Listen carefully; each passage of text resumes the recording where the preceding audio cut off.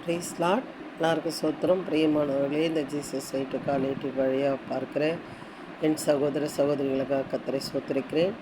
பிரியமானவர்களே, இந்த வேத புத்தகம் பல பேரால் அவமதிக்கப்பட்டு தள்ளப்பட்டு இது இல்லவே இல்லைன்னு சொல்லப்பட்டு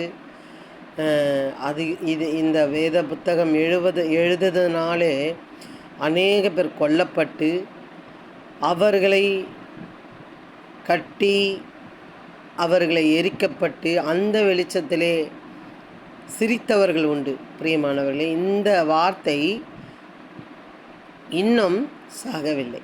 எவ்வளோ பேர் அடுக்கிக் கொண்டே போகலாம். இந்த வேத புத்தகத்தை அழிக்க வேண்டும், இல்லாமல் ஆக்க வேண்டும், கிறிஸ்துவமே அழிந்து ஒன்றுமில்லாமல் போக வேண்டும் என்று ஹிட்லர் காலத்தில் நம்ம பார்ப்போமானால் கிட்டத்தட்ட லட்சக்கணக்கில் ஜனங்கள் இறந்திருக்கிறார்கள்.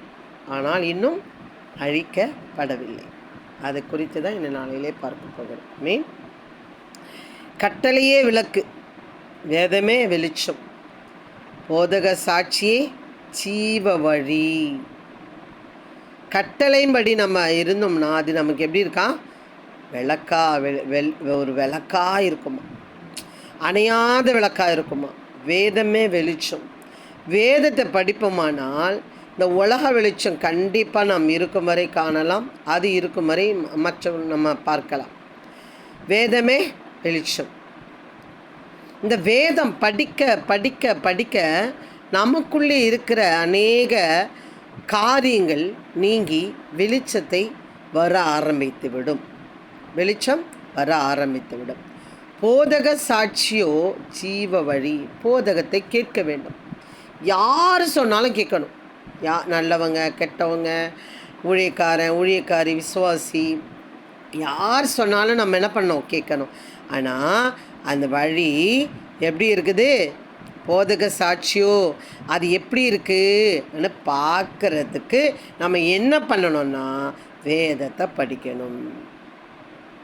எல்லாரும் சொல்கிறத கேட்கணும். போதக சாட்சி நம்ம கேட்கணும். ஆனால் அந்த ஜீவ வழி அதில் இருக்குதா அப்படின்னு நம்ம பார்க்கணும். அதை பார்க்காததுனாலே தான் அநேக பேர் அவங்க கண்கள் மூடப்பட்டு திரும்பி என்ன பண்ணிடுறாங்க? வேறு வழியை அவங்க என்ன பண்ணுறாங்க? போயிடுறாங்க. பிரியமானவர்களே, இந்நாளிலே அவங்கள குறித்து நம்ம பேசணுன்னா நிறைய பேசலாம். ஏதோ ஒன்று இந்த உலகத்தில் உள்ளது கிடைக்கல, நான் கேட்ட மாதிரி கிடைக்கல, நான் நினச்ச மாதிரி எனக்கு கிடைக்கல, நான் கேட்ட படிப்பு கிடைக்கல, நான் கேட்ட மனைவி கிடைக்கல, நான் கேட்ட வேலை கிடைக்கல. இப்படி ஏகப்பட்ட பேர் நான் பார்க்குறேன். இந்த சின்ன ஊழியத்தில் நிறைய பேரை நான் பார்க்குறேன். அதனால் நானே போகல, அதனால் நான் படிக்கலை, அதனால் நான் தெரிஞ்சுக்க விரும்பலை, அதனால் நான் கேட்க விரும்பலை. இப்படி ஏகப்பட்ட பேரை நான் பார்க்கிறேன். பிரியமானவர்களே, ஆனால் வேதம் சொல்லுகிறது போதக சாட்சி ஜீவ வழி. இந்த போதக சாட்சி நமக்கு தெரிஞ்சு கொள்ளணும்னா ஒவ்வொரு மனுஷனுக்குள்ளேயும் அவனுக்குள்ள இருதயம் இருந்து கொண்டிருக்கிறது. இருதயம் இருக்குது, அது இன்ன வரைக்கும் ஓடிக்கொண்டிருக்குது, சுவாசித்து கொண்டிருக்கிறான் என்றால் இந்த ஜீவ வழியே ஆன புஸ்தகத்தை என்ன பண்ணணும்? படிக்கணும்.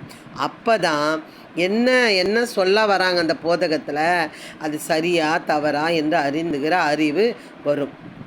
அப்படி நீ நடக்கும் பொழுது அது என்ன செய்யும்னா, நீ நடக்கும்போது அது உனக்கு வழி காட்டும், நீ படுக்கும்போது அது உன்னை காப்பாற்றும், நீ விழிக்கும்போது அது உன்னோடு சம்பாஷிக்கும். பிரியமானவர்களே, அதற்கு இந்த காரியங்கள் நம் வாழ்க்கையில் நடக்க வேண்டும் என்றால் நீ நடக்கும்போது அது உனக்கு வழிகாட்டும், நீ படுக்கும்போது அது உன்னை காப்பாற்றும், நீ விழிக்கும்போது அது உன்னோட சம்பாஷிக்கும். இது அத்தனையும் நமக்கு நடக்கணும்னா வேத புத்தகத்தை நம்ம நேசிக்கணும். நேசித்தது மாத்திரமில்லை, படிக்கணும், நிறைய படிக்கணும். அவங்களோட உள்ளம் புதுசாக இருக்குது அப்படின்னு நம்ம அவங்கள கண்டுபிடிக்கலாம். அப்படின்னு பார்த்தீங்கன்னா அவங்க வேத புத்தகத்தை வாங்கி என்ன பண்ணிடலாம்? பார்த்துட்டோம்னா தெரிஞ்சிடும் அவங்க வேத புத்தகத்தை எந்த அளவுக்கு வச்சுருக்காங்கன்றது நம்ம பார்த்துலாம். வேத புத்தகம் அழுக்காகவும் ரொம்ப கந்தலாகவும் அங்கங்கே கிறுக்கி வச்சிருக்கிறத நம்ம பார்ப்போமானால் அவங்க இருதயம் சுத்தமாய் கொண்டே இருக்கிறது என்று பார்க்கலாம். அவங்களோட வேத புத்தகத்தை நீங்கள் வாங்கி படிக்கும் பொழுது புதுசாக இருக்குதுன்னு சொல்லி நம்ம பார்ப்போமானால் அவங்க படிக்கிற புத்தகம் நம்ம பேக்கில் வச்சு பைபிளில் இது சபையில் இருக்கிறத நான் குறித்து நான் சொல்லலை, வீட்டில் கூட அவங்க வச்சுருக்கலாம். அந்த அவங்க படிக்கிற ஆல்ரெடி டெய்லி படிக்கிற வேத புத்தகத்தை நம்ம வாங்கி பார்க்கும் பொழுது அவங்க எந்த நிலைமையில் அந்த புத்தகத்தை புதுசாக வச்சுருக்காங்களா, நான் சொல்லுவேன் கண்டிப்பாக அவங்களோட இருதயம் இருளாக இருக்கும். அவங்க இருதயம் கண்டிப்பாக 100% இருதயம் இருளாக இருக்கும். ஏனென்றால் அதில் இருக்கிற வார்த்தைகள், வசனங்கள், அதில் இருக்கிற கருத்துகள், அவருடைய அன்பு, அவருடைய கோபம், அவருடைய என்ன பிடிக்காது, அவருக்கு என்ன பிடிக்கும், அவர் என்ன விரும்புகிறாரு, நம்ம எப்படி நடந்துக்கணும்னு நினைக்கிறாரு என்பதை அறியாமல் இருக்கிறான் ஒரு மனுஷன் என்று நம்ம அறிந்து கொள்ளலாம். பிரியமானவர்களே, நாம் எந்த இடத்துல இருக்கிறோம், நாம் யாராக இருக்கிறோம், நாம் எப்படிப்பட்டவர்களாக இருக்கிறோம் என்பதற்கு சாட்சி இந்த வேத புத்தகம். இன்னொன்று மத்தியில் வாசிக்கலாம், நீங்கள் அவர்கள் கிரிகளினாலே அறிந்து கொள்ளலாம் என்று பார்க்கிறது. எப்படி அப்படின்னா அவங்க நடந்துக்கிற முறை, எதை குறித்து அதிகமாக பேசுகிறாங்க, பணத்தை குறிச்சா, அவங்களுடைய பெருமை குறிச்சா. ஒரு லேடி எனக்கு தெரியும், எப்போ பார்த்தாலும் சொல்லும், நான் எங்கள் அம்மா வீட்டில் அவ்வளோ இருந்தது இவ்வளோ இருந்தது, அதில் விடாமல் சொல்லும், விடாமல் டெய்லி பார்த்தாலும் டெய்லி என்ன பண்ணிடும், அந்த புராணத்தை ஆரம்பிக்கும். என் வீட்டில் நான் அப்படி இருந்தேன், இப்படி இருந்தேன், இவ்வளோ போட்டுட்டு வந்தேன், நான் அப்படி போட்டுட்டு வந்தேன், நான் இப்படி இருந்தேன், நான் அப்படி இருந்தேன், நான் இப்படி இருக்கிறேன். டெய்லி இன்னொருத்தவங்களை குறித்து எதை குறித்து அதிகமாக பேசுகிறார்கள் என்று அவர்களை குறித்து அவர்கள் வாயினாலே அவங்களோட நடக்கையினால அவர்கள் யார் என்று கண்டுபிடிக்கலாம்.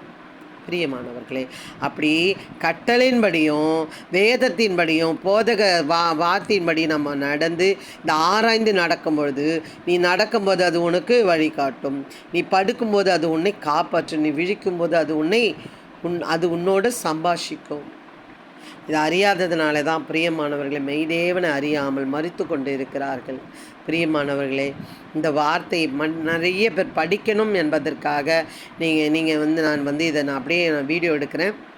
வேத புத்தகத்திலிருந்து உங்களுக்கு பிடித்தவர்கள் இது தெரிஞ்சுக்கணும், மற்றவர்களை அறிந்து கொள்ளணும்னு நீங்கள் நினைக்கிறவர்கள் யாராவது இருப்பார்கள். ஆனால் கண்டிப்பாக இந்த வார்த்தையை நீங்கள் ஷேர் பண்ணுங்கள்.